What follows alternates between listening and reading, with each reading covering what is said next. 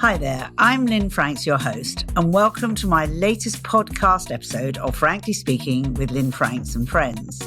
My special guest in this episode is the incredible author, shaman, vet, and many, many other things, Manda Scott.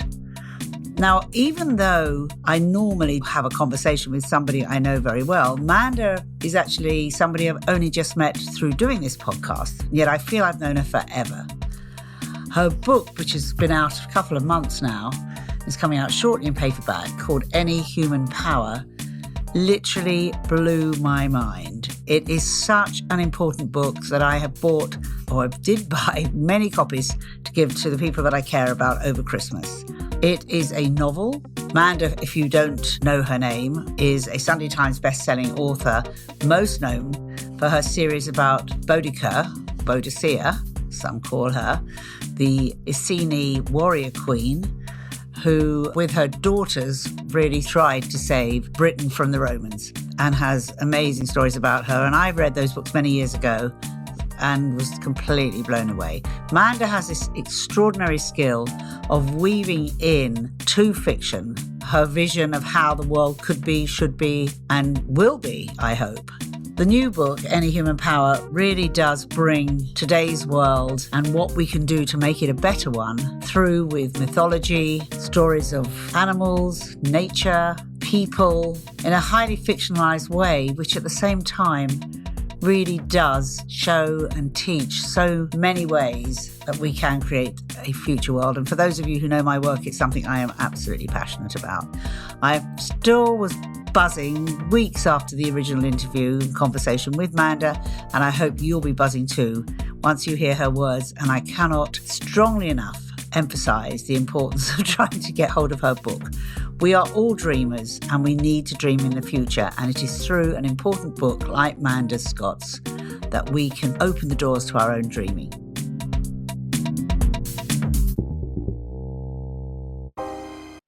Today I am here with one of my superheroes. I am so happy to be here with Manda Scott, incredible author, visionary, veterinarian, I read, and many, many other things. It's so thrilling for me. And I just want to explain a little bit about how we got here, because the name of this podcast is Frankly Speaking with Lynne Franks and Friends. And most of the people I interview are in some way people that have already been in my life. Manda, you and I are meeting for the first time on this podcast, but I feel that I know you really, really well. And I've immersed myself in the world of Manda Scott, Accidental Gods, everything you're doing, because I just love it all. So I feel like we know each other really well. And having just finished reading with masses of notes, which we're going to talk about a lot, your latest book, Any Human Power. Thank you. As well as being a huge fan of the Boudica books from years ago. I read the whole series then, which are, for those who don't know Manda's work, a series of historical novels about Boudica, or Boudicca as she was kind of called a lot by people, who was the Iceni queen, warrior queen, with her daughters that fought the Romans, and is a huge, I kind of guess, feminist icon, British icon in so many ways. And your books just came alive for me, were just so wonderful. So you've always been on my absolute top heroes list. And then I just have to explain this because it's such a kind of strange detective story in itself of how I got to you and how we've got here with the podcast, is that I was doing some research, and I do it all the time, onto what's happened to community money, what's happened to barter, which I know is something you really believe in too. How can we go back to a different economy, an original, or go forward, if you like, rather than not go back. And so I wanted to know what happened to the Bristol pound, amongst others. I tracked down Diana Finch, who has written this book. I'm just going to hold it out. We can't see it here. Value Beyond Money, I had a long chat with her, and then I interviewed her for this podcast series. Love her book, love her whole perspective on why community money, why the Bristol pound didn't work, and going forward how we can make a different kind of economy. And through a very kind introduction from Diana, that's how I got to you. So I just wanted to explain that. Thank you, Diana. And here I am with the wonderful Manda Scott. So I don't even know where to start because there's so many things to say. Well, let's start with the book, because your latest book, Any Human Power, which I even want to ask you what you meant by that even, and the incredible cover, which has got a crow, which is a major Yeah, feature of isn't the it book, an amazing cover? The coming designer out is there. It's a beautiful stellar. cover, absolutely beautiful. Yeah. Um, where this came from, because this is in fact it was described a couple of times as a thriller, but it is so much more. It Mm. is a novel which is actually teaching us so much about what we can be, what we can do, how the future can look. And I mean, what you quoted one of my favorite quotes that I always have to write on a piece of paper because I'm hopeless at remembering exactly things. The Buckminster Fuller quote: "You never change things by fighting the existing reality. To change something, build a new model that makes the existing model obsolete." I love that Yes. quote. I quote it all the time in my talks and workshops, and there it was right there in the book. And that's, for me, is what this Mm. book, your work, and on all the different levels is about, is how do we Definitely. create this new modality? So Yeah. I don't even know where to start. I just should let you just talk, really. So No, where that's a very where dangerous thing. I'll talk for far too long. Narrow it down a little. I am thrilled if you do. So where did the idea come from the book? Was it meant to be a thriller? It's a myth. Let me just also say, sorry, as an overview, it is a myth. It's mythology. It's a different look at death using ancient Celtic myths and different ways of doing things. But really, it's about the future. It's about the future for human beings, for the planet, for society. And of course, if it's about the future, it's about the present. So where did it come? Where did it come from? How did it start? Is that too big to ask? I don't know. No, no, I can do that for sure. Um, it just depends how far back we're going on the line that gets us here. Let's so to keep it tight, the key thing that we need to step off from is that my spiritual practice is shamanic, which is to say I am endeavoring always to connect to the old gods of this land, the islands of Britain where we live. And and for me that has now evolved into a moment by moment connection to the web of life. That if I'm connecting to the web of life, I am de facto connecting to the old gods of this land.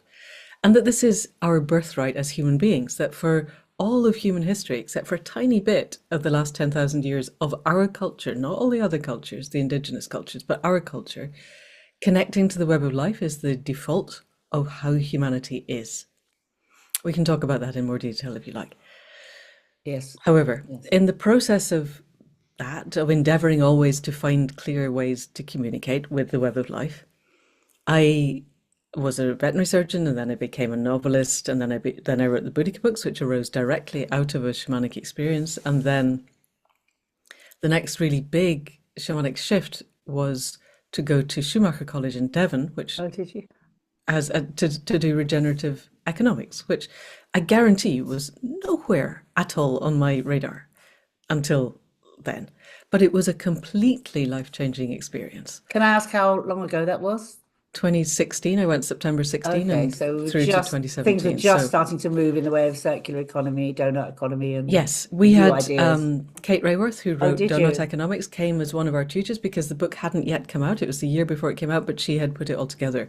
So she was one of my absolute superheroes. And I Yeah, think by the absolutely. time she and I talked together, 2018, and then she was just too busy. So I was really lucky, Yeah. in many ways, really lucky. And I came home. I'd finished writing the previous book, which was called A Treachery of Spies. We don't need to go into that, but we did 17 drafts of that. It was living hell, to be honest. It was a writing nightmare, and I was really disillusioned with the writing process, and had become aware of the breadth and depth of the meta crisis, and that we have the entire solution set. We have enough understanding of what's going on and how to fix it. It's just we don't have the political will to do that.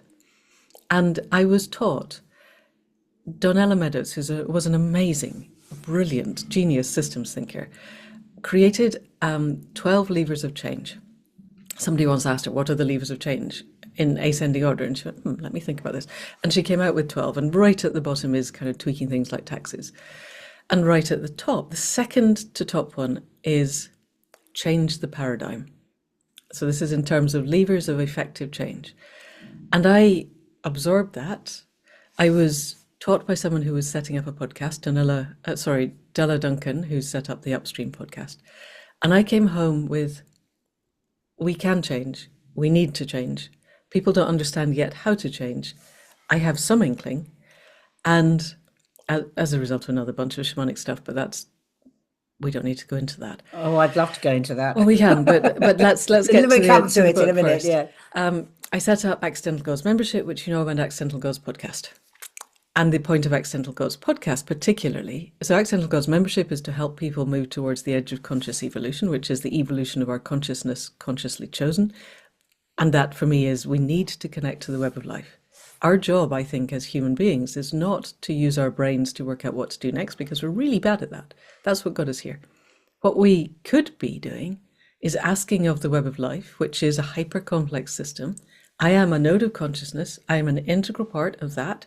There is a reason for my being here. There will be something that I can do, that only I can do, that I can do best in service to the web of life. What is that? And then I receive the answer to that, and then my head mind does it. And at the time I asked that winter solstice of 2018, the answer was set up the membership to help people connect. And then arising out of that was the podcast, and the point of the podcast was to give voice to people who are at the leading edge of the emergent change that we need, to let people know that these things exist. Like I too have interviewed Dana, that there are people thinking at the edges of being. There are people creating businesses at the leading edge of change. There are people teaching children at the leading edge of change. Just because the rest of our media system is locked in the dark ages of the 1950s doesn't mean that that's where the rest of us need to be. And so I thought that was what I was doing, was, the podcast is my gift to the world. The membership, it frankly was taking a lot of time. And we moved over the hill to a very tumble down smallholding and trying to be regenerative smallholders. So that was me. And I was teaching the dreaming, and had been since the Boudica books, because the Boudica books were my introduction of this is our shamanic past. And I went around the country, and this was 20 years ago, saying this is who we were, this is who we could be, it's all in the books. And about 3 weeks after the first book came out, I was getting people coming to me inquiring how to do the dreaming. And I thought it was all in the books, and they'd read the books by then. And they still wanted instruction. So I did the necessary dreaming and asking, and I never thought I was going to be a shamanic teacher. That was a weird thing. And I thought I'd maybe do 2 or 3. And my senior apprentice has just left here. She left about an hour ago, and we now teach, I think, 15 or 16 courses a year. And she teaches the early ones, and I teach the later ones, and that's 20. Is that online or multiple? A few of them are online because we had to go online in the pandemic. But the one she's just taught was in person. So we do in person when we can, and we do online for people in other. Okay, yes, you'd be very welcome. So I was teaching, I was doing the podcast, I was doing Accidental Gods, and I was running the smallholding. And then the pandemic hit. Ka-chung. And that was when we discovered that we could teach the dreaming online in ways that I really genuinely thought that there were some things where in the room with people.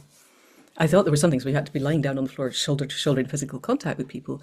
And we discovered, first round of lockdown, that I could have somebody in New Hampshire and someone in New Zealand, and actually it worked possibly better than if they were in the room. Yeah, I had the same experience. I wasn't doing shamanic work, but I was teaching and coaching, and it was extraordinary how the pandemic in its awfulness kind of opened doors to things we hadn't thought of doing before. Total systemic change is hard, and we could have lifted off from that. Yeah. Anyway, that's another conversation.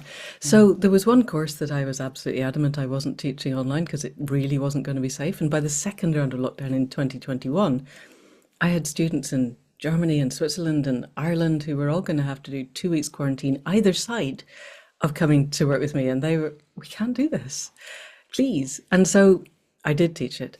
And on the big journey, I had a set of visions which were really clear text. And you sound like you do spiritual practice. Most of what we get is felt senses and metaphors and nudges, and you feel your way forward, and it can take years to work something through. And this was 100% clean, clear text that I had to take the 30,000-year-old fossilized horse's tooth that holds one part of the southeast gate of the altar, find some ethically sourced horsehide, which took a while because it was locked down, and go up the hill on the land that I live on to the very old laid hedge that's been there for hundreds of years, and there's a big, thick hawthorn branch going parallel to the ground, bind the tooth on it, sit with that in the small of my back, looking southwest down the valley in a particular frame of mind for at least an hour as the sun goes down every night until further notice. And it was that clean and clear. And if I've learned anything in 40 years of doing this work, it's you do not piss about. Sorry, am I allowed to say that in your podcast? You don't mess about and ask stupid questions like why. You do. I've asked, what do you want to me? I have been told it's my job to do it. And I did. And it was beautiful. It was, by the time I'd got the horse hide, it was the end of July. I had the old dog still then. I had a working cocker and she was 14. And we would go up the hill and sit for an hour, and it was beautiful. And holding that frame of mind was quite hard to call in my attention. So I was well happy. I was considering it might not be quite so much fun by February when it's cold and wet and miserable, but August it was gorgeous. And by the 9th of August, I had the first scene of the book that you read and the 3 void walks, and the understanding that I needed to write all of the things that I was listening to on the podcast, but put it together in a fictional context that would bring it alive for people who frankly are never going to listen to that podcast. And who don't understand the depth and the breadth of the meta crisis, who still think that, if you recycle a bit and maybe take a few less flights that we'll be sorted, which absolutely is not the case and never has been. And how do I bring that to the world? And then the instruction was, no, you have to, you think you've stopped writing. I really didn't think I was writing anymore, but no, you have to write this book. And if you want to come sit up the hill, you're welcome, but you don't have to. So that took longer than it probably needed. But that's how we got to the book existing, was that set of instructions. Here's a scene, that particular scene, which I can tell the listeners. Which is in the book at that scene. Yes, that very first scene of so for people who haven't read it, and this is not a spoiler, I swear. There's a lady in her early 60s is lying on a bed, and her 15-year-old grandson is at her side, and he says, when you come home, can we go up the hill and watch the crows go to bed? Which is what I'd been doing.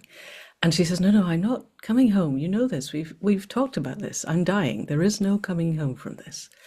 And in the course of the ensuing conversation, because he's broken, as 15-year-olds who love their grandmothers will be, and he says, but you're the only one who gets me. I don't want to live in a world with you not in it.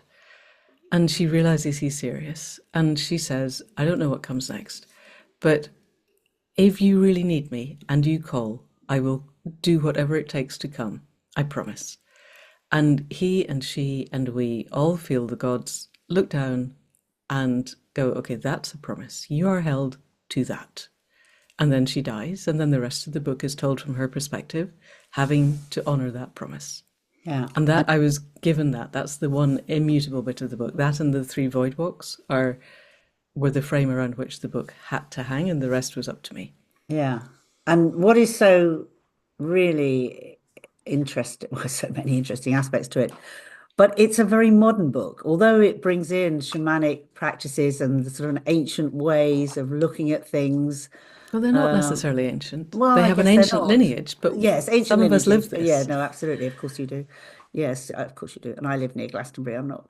I live halfway between Stonehenge and Glastonbury. So wow, I kind of yeah. I mean, I completely understand, but at the same time, technology is such a huge part of the book as well, and that is one of the many fascinating and I find really unique aspects of this particular story. Is technology from, really in a way that I certainly don't understand, so out there in the way that technology can be used in a positive way to connect people and to put positive information out there. It was just blew my mind. I mean, did you know all that stuff, or did you have to study it all? Because I mean, it's very, very complex, I thought.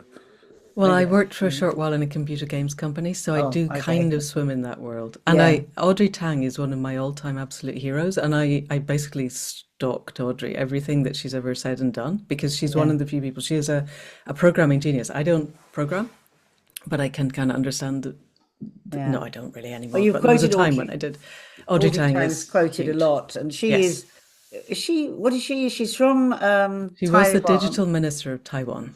She left at the end of May, just when the book was published, and she's now going around the world talking to pro-democracy people, which after the events in the US on the 6th must be slightly more challenging than it was. But she's one of the few people I know who has the technical understanding of what is possible with the current evolving digital frameworks that we live in, and the understanding of the social technologies that can bring people together. At the moment, the weaponization of digital technology is designed to maximize the flow of capital to the already obscenely rich people. What happens if we cut that and create social technologies that are designed to enhance the lives of the people who use them? It is perfectly possible, and she has the frameworks within which that can be done. It's brilliant. So did you speak to her? Were you sort of... I didn't until after the book was written, and actually I got an email from her and Glenn Vile, who wrote a book called Plurality together, saying, the only way you could have written this is if you hacked our brains. How did you hack our brains? Unfortunately, they were joking, and now I've talked to them quite a lot. And Audrey's coming on the podcast for the 5th anniversary edition in December, which makes me extremely happy. So yeah, I'll be listening to. And the other area that I saw you actually credited somebody that I had also met through the lovely Carol was Grace, in fact, was about blockchain. And I do a certain amount of, not in the depth that you do, shamanic work, but I also follow a spiritual path, and I'm very open. But things come to me, and I know, and certainly then I knew nothing about blockchain, and it just came to me about 4 or 5 years ago without knowing a thing about it. Blockchain is the answer. Blockchain is the way forward. Right. That this technology is going to be a way for women. My work is with women, and it has been for the last 30 years. And so whatever comes through is specific about women moving into a more empowered role in society, where they can have their own circular economy, they can work in a much more loving space, and can learn that there is a different way of doing things. And men too, as they see, as they are influenced by the way that women take leadership roles. So for me, blockchain, I guess it's obvious that it's transparent, it's there's no middle people, that there's ways of being far more authentic. And I just felt, maybe I read something somewhere, I don't know. I just felt that the future was about women learning to use blockchain and get rid of their fear. And I remembered, because of the age I am, when the internet 30 years ago was just as fearful for women. And I put on an event called What Women Want at the South Bank, and we were showing women there how to use the internet. And we had queues miles along the festival hall, just people wanting to try it out, because women didn't do it, were too scared. And now here we are 30 years on, AI and all the negative stuff that comes with all that, but also the positive. So what's your vision on blockchain specifically, and how that can be such a positive way? Is that too big again? No, but it's an evolving space. I think one of the things that we need to understand is that humans, part of our neurophysiology, it's really hard to get our heads around exponential change. Yeah. Daniel Schmachtenberger, who's another genius, says the thing that will finish humanity is our failure to understand exponents. So blockchain is an exponential space. And I think it's really important to make a distinction between the blockchain technology and Bitcoin, which was the first iteration of the currency based on blockchain. I am much more interested in what can be done with Ethereum, and Vitalik Buterin is also cited in the book as, I've created a character who I call basically as Vitalik 2.0, who's somebody who takes what Vitalik has done and moves it on a bit. But there are other people doing that. There's a podcast called Refi, which is regenerative finance. And some of the stuff that is done there is not stuff that I would want to hang about with. But there are actually quite a lot of people using the Ethereum base to actually create layers. So there are middle people or middle technologies, but the end result is the capacity to generate exchange, sharing, and accounting for value in ways that are not based on a currency that is embedded in violence. And I think this is something that escapes even quite a lot of the more modern economic thinkers, is that modern concepts of currency are inherently embedded in violence. On the basis that, suppose we are the islands of Britain and we don't have a currency. I think barter is something that comes actually after currency. If you read David Graeber's book, Debt, I've read that. I've listened to your lecture on money and the start of money, and I've read quite a bit. Okay, so we won't necessarily go into that, but if the dollar is the current hegemonic currency of the world, and it is inherently based in violence, and what happens if we create a currency that isn't? What does it look like? How does it work? How does it arise, and how is it exchanged, and how does it hold its value? And I think we need to know that. There's a lot being done with the gift economy, and I think it's really interesting, but it has its limitations. Most people I know don't want to give up their coffee and their chocolate, and it's really hard to imagine a gift economy that works at that scale. So if we're going to have tokens that allow us to exchange gifts at a distance, those tokens become a currency. That is what a currency is. And so the non-toxic versions of blockchain, which has all of the advantages that you said, and I think using Ethereum as a root, are a very, very fertile and extremely interesting area of exploration. And there are some truly brilliant people exploring exactly these questions. They are much, much smarter than me, and they're doing incredibly innovative things. And I think it's already being used by NGOs, particularly in Africa, I've read. Well, Bitcoin is being used by NGOs in Africa, and I wouldn't touch Bitcoin. No. Okay. The Bitcoin has managed to make itself into a secondary currency because it is de facto linked to the dollar. There may be some NGOs who are using Ethereum-based currencies. There are certainly some that are working with creation of value in other ways. Yes, well, that was where did I read it? Did I make it up? I don't know. But where it was actually more an exchange of goods and commodities rather than of actual currency. And as you say, values in other ways. And that's where I think it can be incredibly interesting and useful. But again, very much part of the book. So I have asked you if you'd read out a very important part in it, and it's a bit early days, but I kind of feel that it's the time to ask you. There's a character in the book. You may want to explain a little bit about her. She comes in quite late, actually, Leah, in the story, but she is a visionary and very charismatic. Even in the book, you want to sort of get to know her. She's extraordinary, and she gets involved in the world of politics, which in traditional politics, which again, I don't want to give away too much, but that also comes very much part of the story, and how the grassroots, how young people particularly can get involved in changing the system. I mean, my feeling is, and I'm sure it's yours, obviously, we live in a very broken world. We live with broken systems all around us. That includes very much the political system. How do we create something new? It goes back to the Buckminster Fuller quote. Is there a new, completely different system that doesn't sit in some moldy old office up in Westminster, but is out there with people on the land, with young people, as you very, very clearly talk about, having a voice, having a say in the way that the world is developed, because it's their world. Certainly from my age, it's not my world. I mean, I'm one of the boomers that have so-called, created the chaos to a degree. But it's like, okay, what does that world look like? And Leah makes this wonderful speech at the end of a particular period in the story where she's on TV being interviewed. Is this the time when we should read this? Sure. I love this story. Yes. So I'm going to leave it to you.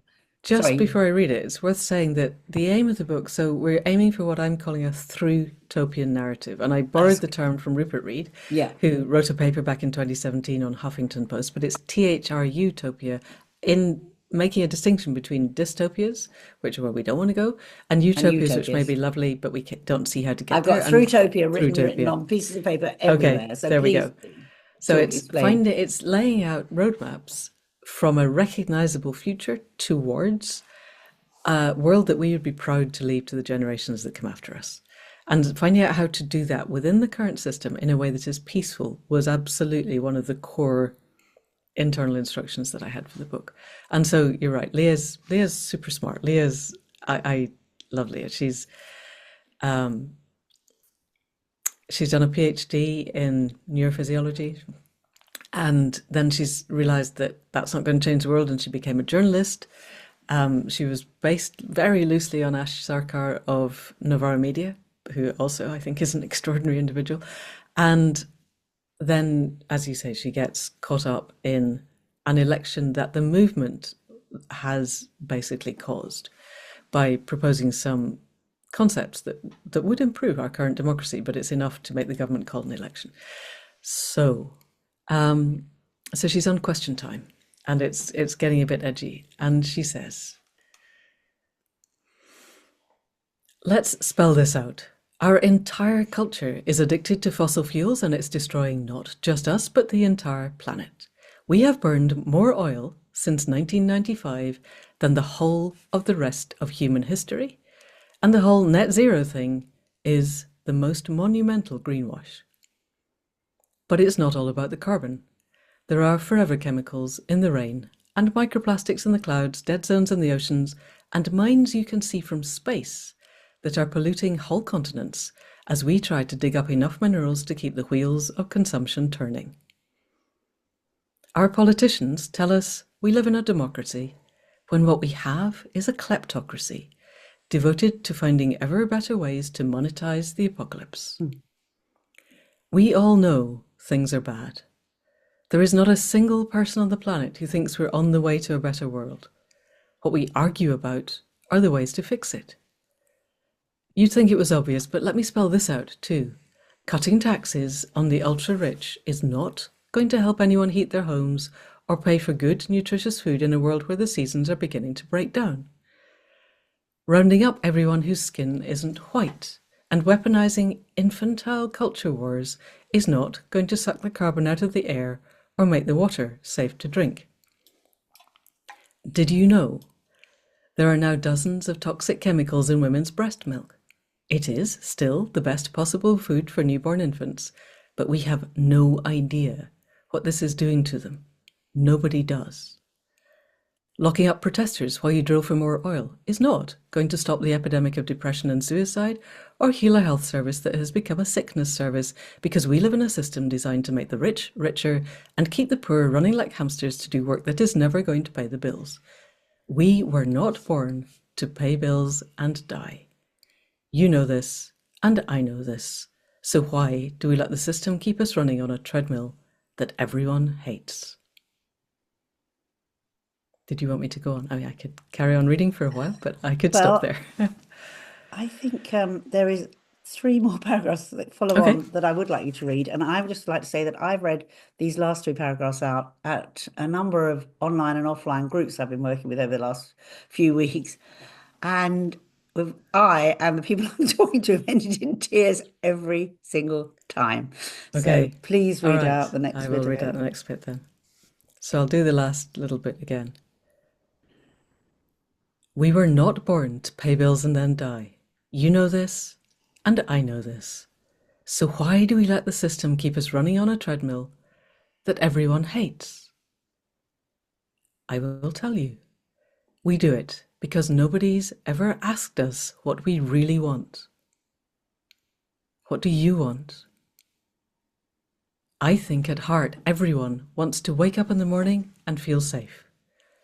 We want to look forward to the day without having to worry about whether there's enough to eat, or our job's just been axed, or the cost of heating has just tripled again, or some dictator with abandonment issues is about to nuke another dictator to prove their virility and tip us over the edge into a global war nobody can win. We want to wake up and feel that we're useful, that we're leaving the world a better place for our children and their children. I hate feeling that I'm making everything worse because I'm locked in a system I can't change, that's destroying the world that I love. I want to feel that I can do what I'm good at and be valued for it. We all do. Human creativity is absolutely fucking amazing. There are people all around this country, the whole world, with ideas that can make things better if we could just agree that we all want to be safe, to be respected, to be loved, and then work out how to get from where we are to where we want to be. Now is the time, and we are the people. We are being pushed over the edge of extinction by people who don't get it and don't care, and we are better than this. So let's bring the best of ourselves to the table, agree where we want to go, and find out ways to make it happen. Thank you. Yes, thank you. Thank you. Exactly. And it's very interesting, part of what you've got here, where you talk about I'd like to, nobody's ever asked us what we really want. And I mentioned earlier that I put on this event called What Women Want 30 years ago. And we did a research and a survey, and it became a book. And we have sort of I most of the read data it. hasn't really. Yes, you have been So, one of my heroes for a while too. so what I'm trying to do at the moment is trying to create another survey next year for the 30 years. I'm talking to people at the moment. I'm just trying to get some funding and see if we can get it on the road. And also an event. And if I get the funding and if we get the event, please, please, please come and speak. It's going to be sort of September, October I would next be year. I'll honoured. make it around your availability. We have to start getting together.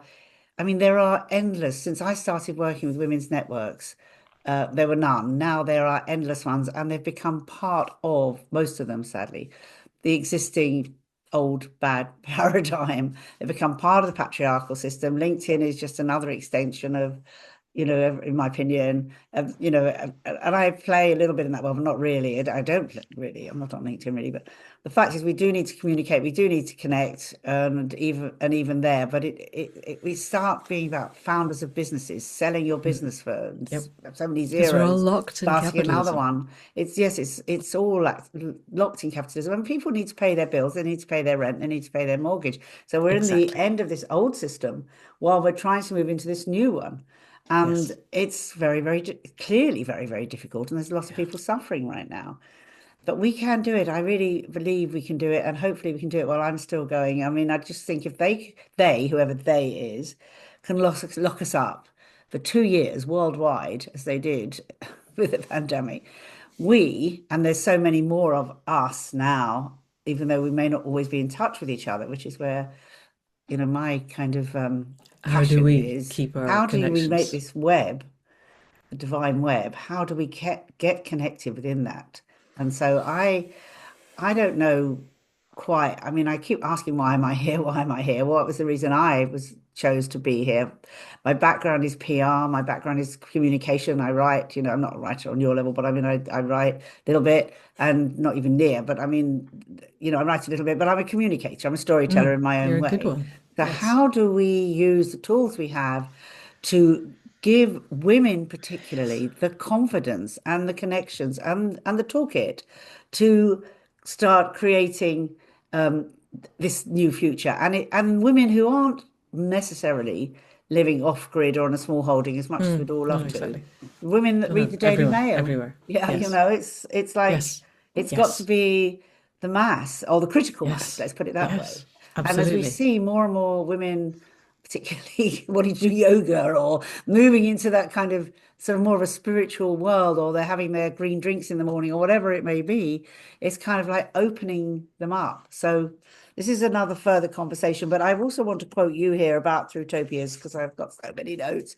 So it's you who said, and this is not dissimilar to what, in a way, what I'm just saying, Thrutopia, which is you quoted Rupert Reed, which is this new genre, if you like, of bringing together information that needs to get out there. You've said it needs to be in every television soap, opera, documentary, in Netflix binged watch blockbusters, in movies, plays, radio dramas, novels, short stories, poetry, song, long form op-eds. They need to be in blogs on Instagram, YouTube, TikTok, and filling the cascading timelines of Facebook and Twitter. That was obviously before Elon Musk took over Twitter. You wrote that. But I mean, that's the thing Blue is sky now on Mastodon. so how do How do we we do that? how do we do it? And this is an ongoing conversation, which I hope you all have time, and I certainly have, that we can talk and maybe gather in others, Yes. because it's by gathering Yes. in the circle and the circles, or what I call the pod effect. So I've been trying to Yeah. write a book for 5 years, which is gets no further because I get distracted, because I've just realized I'm completely ADHD and I go off in 5 million tangents. And so things like actually sitting down, I can write very fast when I focus, but to actually sit down and write a new book is just, It's I've got to hard, do, isn't I it? have to do it. It's really hard. Yeah.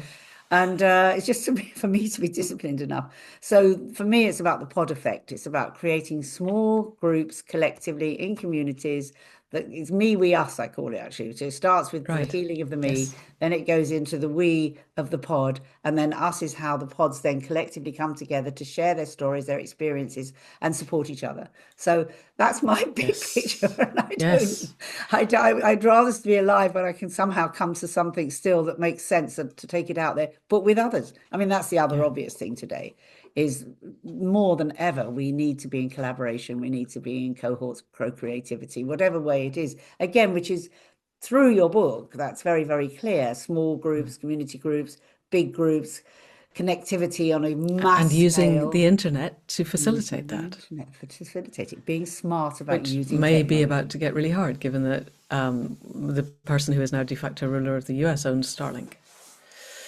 Musk, or you mean Yeah. Trump? One of No, no, both. I mean Musk. Yeah. Yeah, So, that's say that again. That it's Starling. I didn't. he owns Starlink, which Oh, is the Starlink. Yeah, which is satellite the network satellites. Of that course. through which No, everything connects. absolutely. So, It's so I've got quite a lot of interest of my own exploration is how can we connect without that? But that's beyond the space of this podcast, because you're right. And I think somebody you might find really interesting to talk to is an amazing French woman called Primavera de Filippi, who has done a lot of work on what she calls coordi-nations, which is what happens if we drop the Hobbesian notion of a nation state being that geographic entity within whose boundaries a political entity claims a hegemony on legal violence, and move instead to self-selecting, I am in nationhood with this group of people with whom I have a lot in common.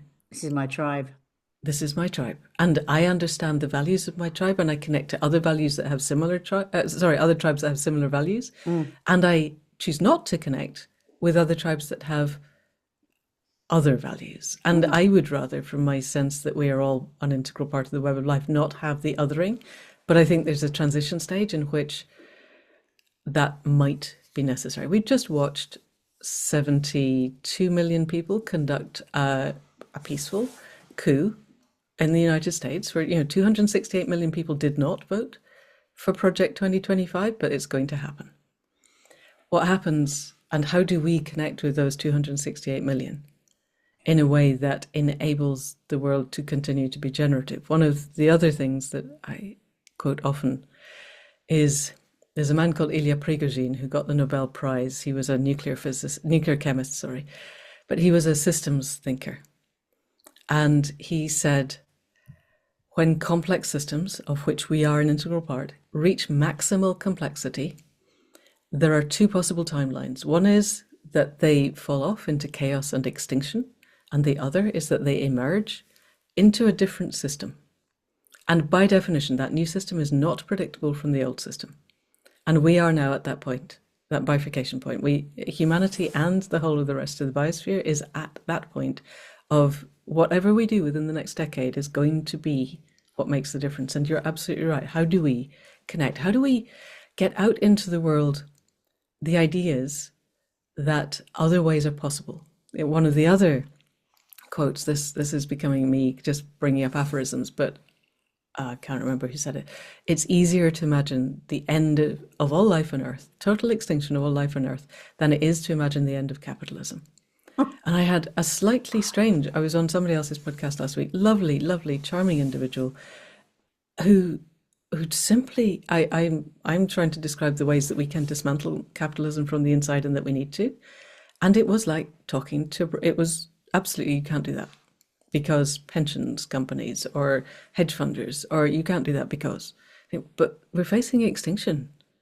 And just because a person on the other end of the screen can't imagine it doesn't mean it's not possible. Absolutely. And we who can imagine it need to make those ideas universal so that everybody understands that there are options, that we can take agency. Every human being wants to take agency. Nobody wakes up in the morning and wants to have their life crushed, human or other than human. I spend a lot of time doing dog behavior studies, and dogs want to have agency. Horses want to have agency. Everything that lives wants to have that sense that it can make choices, and those choices will be honored.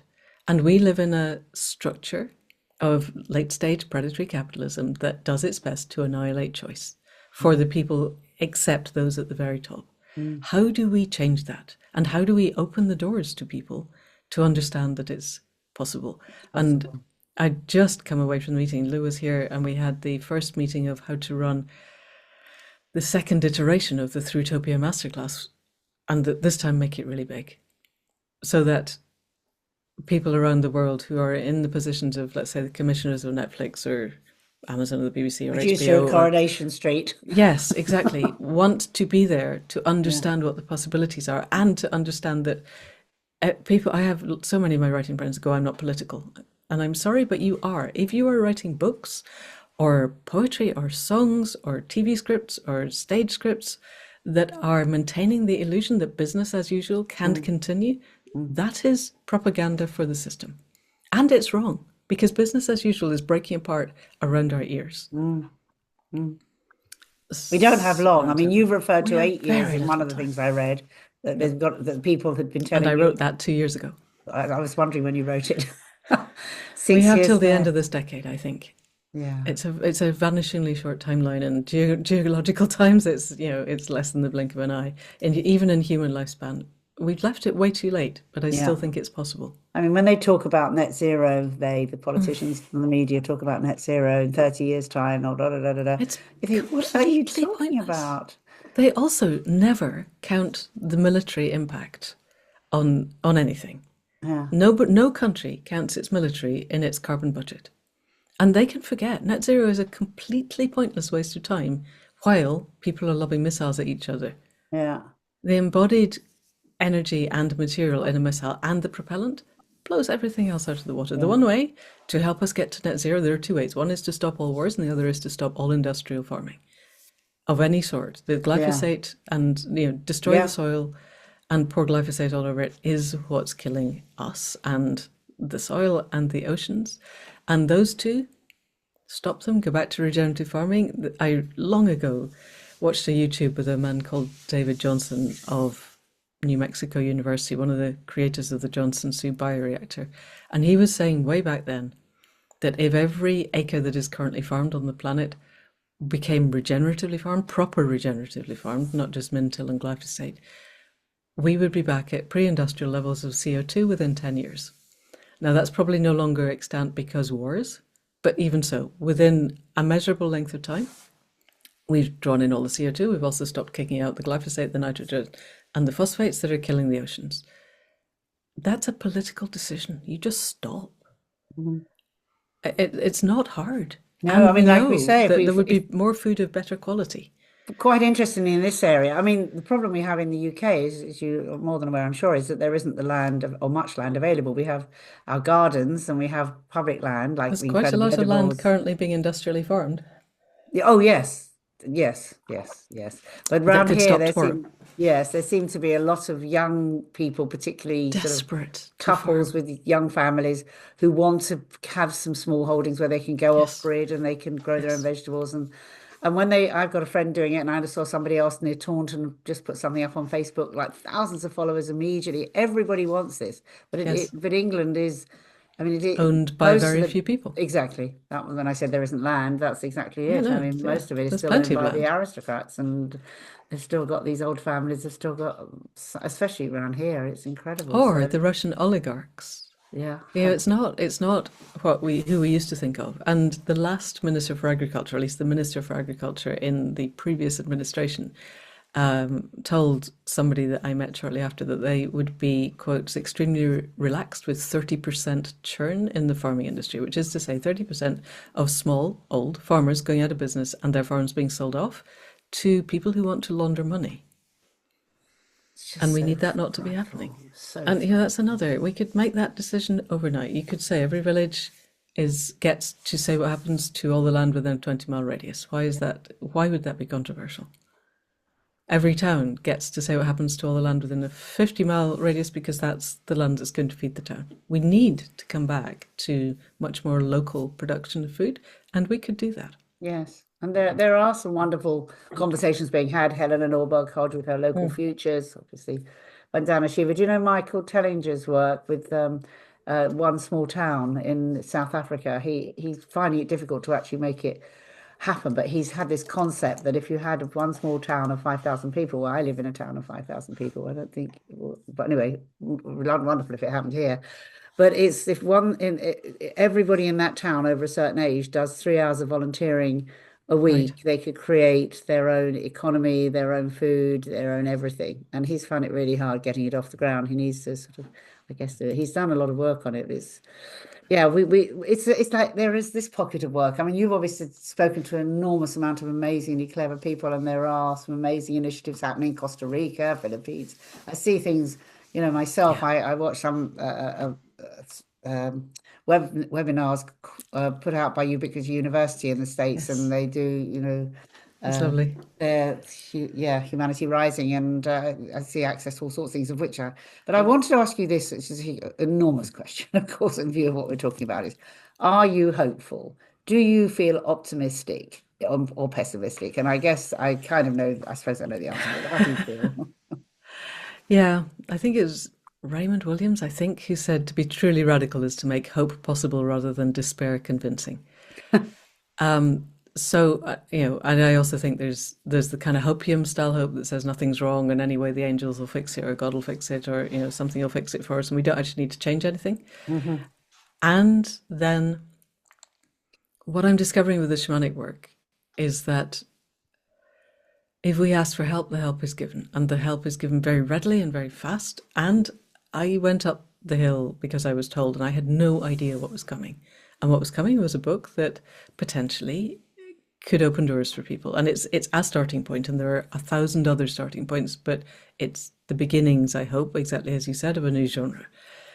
And that help is being offered. I don't believe I would have been really pushed to write that book and given a lot of help because it was much, much harder than anything else I've ever Oh, written. I'm sure. If we were guaranteed to go over the edge of the cliff, I think we are at that bifurcation point, chaos and extinction or emergence into a new system. What does we can't see what the new system looks like. The whole point of systems thinking is that the new system is not predictable from the old system. If you can predict something, it's not the new system. It's an iteration of the old system. So we can't predict, but we can predict what's at the leading edge of possibility, that emergent edge of interbecoming that Indy Johar speaks of. And I see so many people working towards that. And I think what's happening now, I think the new incoming American administration will wholly dismantle the existing system. I think that's what they want to do. And I think if anyone on the what we would notionally call the progressive end of the old political spectrum had tried to do that, they'd have faced a military coup. The right is doing it, and they won't face any kind of military coup. So they want to do it because they want their heteropatriarchal white supremacist theocracy. However, you can't control a hyper-complex system. You just can't. That's not a thing. So in the fractures that they create, as the old system really is dismantled in a very short space of time, what could arise? And what could arise depends on all of us understanding that the old system is gone and all of the assumptions that we made based on it need to be let go. I think the thing that will hold us back most is our tendency to assume that things that we have held to be inviolable are in fact not there. And we don't want to let go of the supposition that the rule of law applies, or that people will be decent because they've been decent in the past, or that running water will continue to come out of the taps because it already always has.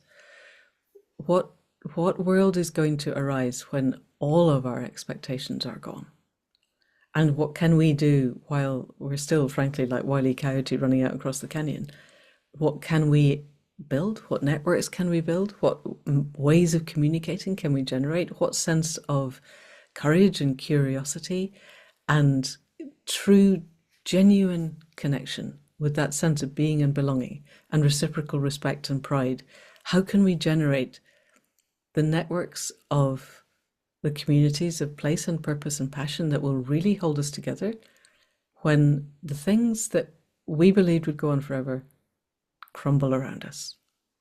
And what do we want to build? I think one of the most important questions is what can we imagine as the feeling of the world that we would be proud to leave behind? I do a visualization sometimes when I'm doing book events and literary festivals, and I walk people back to the Big Bang and then walk them slightly more slowly forward through all the generations to the present, and then carry on 7 generations down the line.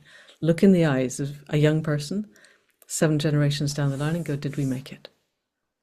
And what do you need me to know? And what does it feel like if it's somebody 7 generations down the line and we did offer the foundations of a future that actually works? What does it feel like? And exactly as we said in that Leah quote that we read out, people want to be safe. They want to feel connected to themselves, each other, and the web of life. They want to wake up in the morning feeling that they have a life filled with meaning, where they know that what they can do is the best that they can be. People want to bring the best of themselves to the world. They're just not given the space to do that. What happens if we create a world that does give every human being the space to be the best of themselves? What does it look like? What does it feel like? Once we know that, how do we get there? And if we asked everybody that and gave them the possibility that anything is possible, human creativity is our superpower. We will make it, absolutely. We'll make it happen. It's a question I've been asking in my little groups a lot. And even as simple as creating a vision poster, I did it with a group of Buddhists. I practiced a form of Buddhism, and I had the children here and all ages. And I got them sitting in my garden, and I said, right, just start drawing and cutting out the magazine, start doing the visioning. What does that look like? Of course, this particular group, it always comes back to love, which is love and peace. Which everybody comes back to love and peace. Everybody wants that, of course. And it's saying, how do we get from where we are now to there? And that's the steps that I want to be part of, having whatever I've got to offer in that before it's too late for me and for the 7 generations to come. Of course, what do those steps look like? And it's a long. I mean, how do you feel? Looking in the eye of the child 7 generations ahead and saying, how do you feel? What does the world look like? How do we, now that we've got somewhere? I love that. Absolutely love that. And I go back to also, what are the practical steps right here and now, 2025?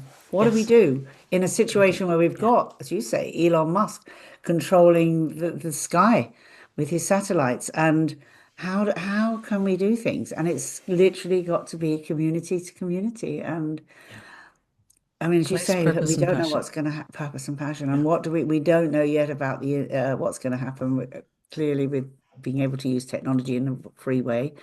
But as you say, I mean, I don't see any point in me having any views on American politics. I lived there for a while, and it becomes so terribly polemic. I mean, people hate members of their family if they vote for the wrong person. At least we don't have that over here, or the different party. Well, we don't yet. No, you're not yet. But ironically, it will be through the right that as you say, the system will open up, cracks will appear, as Leonard Cohen always said, and the light will be able to come through. And that doesn't mean it won't be really, really bad for quite a large number of people, or that it isn't already really, really bad for a large. I mean, we say collapse is coming, and you talk to anyone in large spaces of the global south, and collapse has been happening for a long time. So we need to acknowledge we're in the middle of collapse. Yes. And yet, how do we keep feeding ourselves, keep ourselves warm, keep safe the people and everything that we love, while building something that works better?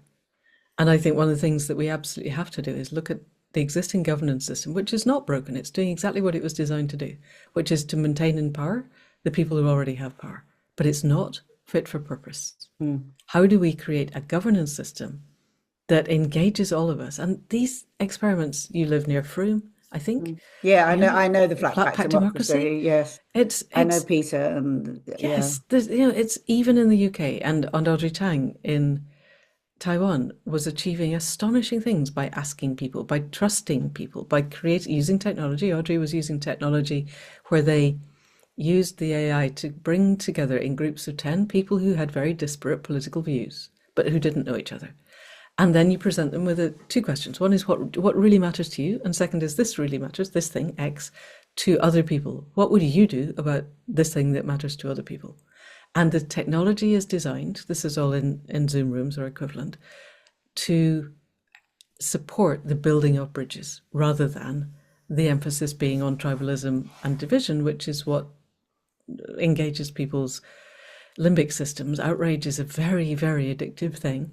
And the people who want you outraged are the people who will profit from outrage. And one of the things we have to do is step back from the outrage and connect with people and trust people. And Audrey took the Taiwanese government, they had a trust in the government rating of less than 20%.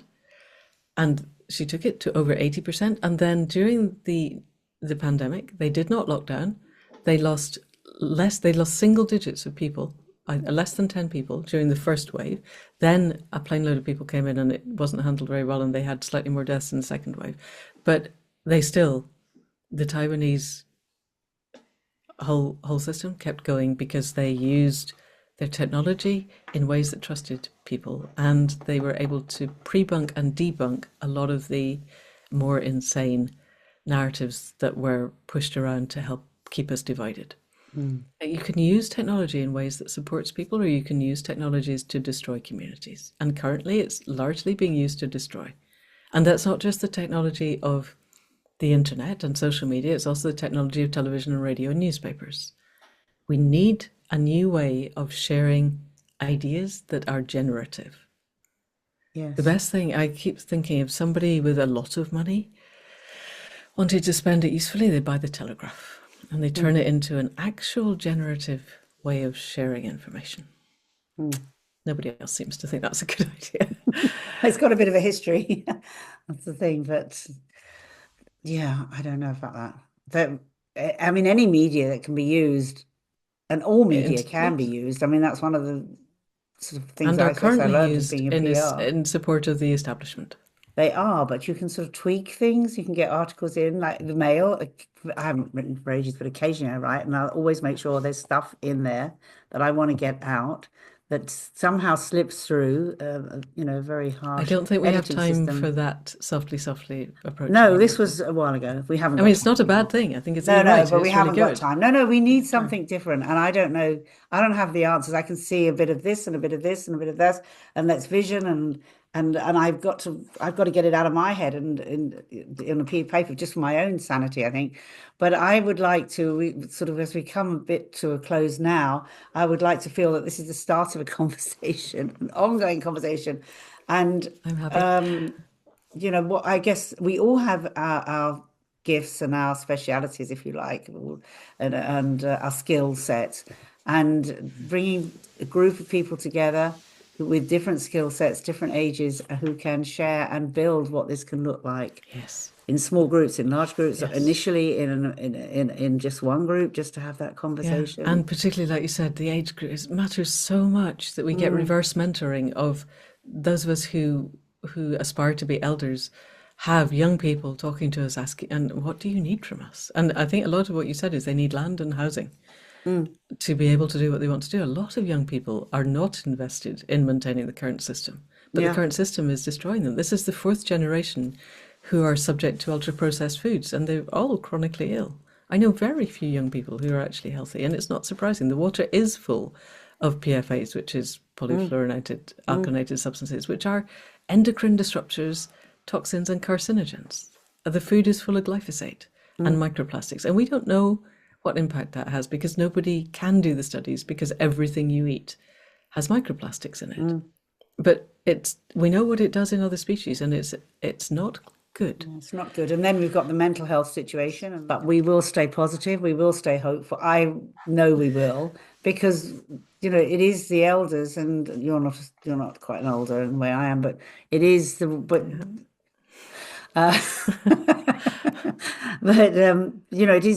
it is the wisdom keepers really now that have to start showing the way forward, and then bring the next, certainly the young generations through, and that's got to be done. So I feel there's so much more to say, but I think we've done a lot.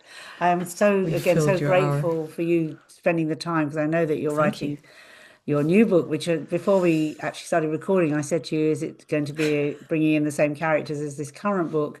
And you said that you've got 5 different starts going, and you're waiting to see which one. And yeah, I think there's a few other pieces that need to fit in before I can narrow it down, and that's the nature of the creative process. But once in a while the gods give you something and you just run with it, and sometimes it's a question of gathering, and the world is moving so fast now. If I write a book now, it won't be out before 2026, possibly even 2027, and anything I write now will be obsolete by then. Yeah. So how do I write a Thrutopia? Because there's no point in writing anything else. Any writers listening, please, there is no point in continuing to write your crime novels or your romance novels or your historical novels or your sci-fi or whatever if it's not giving us concepts of a new way forward. There is no point. Please write the ways forward. And it's hard. I'm not suggesting it's easy. I know it's extremely hard. That's why we're going to run the Thrutopian Masterclass again, to give people the ideas of what's current. But what else is creativity for? Just as we're closing, I'd like one more quote. No, which is we don't have to close. Amitav Ghosh, which is in The Great Derangement. He said, let me get this, I'm paraphrasing, but future generations looking back will hold politicians and bureaucrats accountable for their failure to act in the Great Derangement, which is what's happening now. But more, they will hold writers and artists to account, because it's not the job of politicians and bureaucrats to imagine different futures. That's our job. It's the dreamers. There was a wonderful film, Walt Disney film with it was called something like Tomorrowland. I don't know if you ever saw it. And I don't watch films. Well, if you get a chance to see it, because it was about the dreamers and it was about the future. I've watched it about 5 times. I watched it by fluke once, and then I kept going back, and then I saw it on a plane. Tomorrowland, I'll look for it. It's beautiful, and it's hopeful, and it's not a million miles away from sort of what we're talking about, actually. In fact, it is a Thrutopia, if I think about it. And it's all about the dreamers and the young people. Brilliant. Yeah, I just found it. Okay, I'll go for that. Yes. Yeah. So, yeah, there is hope. There is a future. There's a way of going about it. I hope you and I will have further conversations. Please, I would be so happy. Count me in. Where are you? You're in Wales, or where? Just on the edge. I'm in South Shropshire, just on the edge of England and Wales. So actually not that far from you. Isn't it? I was just thinking which end of relatively Wales speaking. Relatively, I thought it was north. Anyway, I'm somehow going to get there, and I've got a lot of thinking myself to do, which I said, I just want to get these ideas out of my head and join you in the Thrutopian universe, where we can spread hope, ideas, and ask the practical ideas of what you could do. It's practical. It's all about the practical ideas of what we can do together. But we have to sort of, I guess, wait and see what's going on over the other side of the Atlantic. No, if we wait, it's too late. We have to I only mean 2 weeks. I just meant after Christmas. Just sort of, no, in fact, we can't wait at all. We haven't got any time left. I'm going to be doing it right now. Okay, let this be the first of a number of conversations, and where we can next idea, get the flip chart out, start drawing the mind map, start looking at the practical ways we can make this happen. Count me in. Thank you. Wonderful. Thank you so much, Manda. Thank you. I hope you enjoyed my powerful conversation with Manda Scott, and are also feeling inspired to dream in the different ways we can create a new future for the generations to come. My unique exercise for you that goes with this podcast is exactly that. Either by writing down your actual dreams and seeing if a story or message is coming through from your unconscious mind, or going into meditation and reflection, I would suggest that you could think of maybe 3 ways that you could see change happening in the world, in your life, in community, that could really create a new future. Maybe use technology like the characters in the book. Maybe use the most simplest ways of regenerative farming, planting seeds in your garden that will create vegetables to eat next year. It could be many things, but maybe 3 things that you could do that actually would have huge impact and change in the world and the future to come. If you enjoyed what you heard and would like to learn more practical methods to help you plant your seeds in your empowerment journey, then please subscribe to this podcast, rate it and review. Also, do make sure you visit lynnefranks.com, where you can join my mailing list if you haven't already, and get together with thousands of like-minded women, becoming part of my seed network, meeting up through my coaching courses, seed programs and retreats. So see you next time, when I will be joined by Diana Finch, who used to run the Bristol Pound and has written a fascinating book called Value Beyond Money, where she looks at why ultimately that didn't work, but how we can together build a new alternative economic system